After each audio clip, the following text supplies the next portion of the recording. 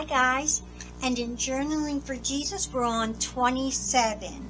Today is going to be a great day. When the day started it was uber windy. While doing my Bible study I wondered if I was going to blow my house away. It was very windy.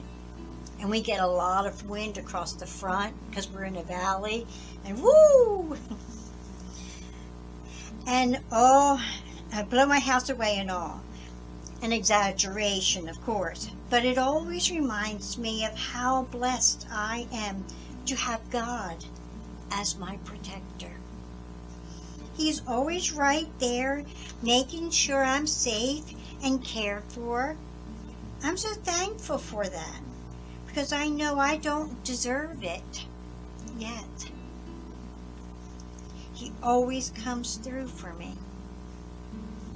And the verse, trust in the Lord with all thine heart and lean not unto thy own understanding, is the one I put with this, Proverbs 3:5, because I can trust him with everything, and so can you. So that's it for now. Hope you share yours in the comments below. Thanks, guys. See you in the next one.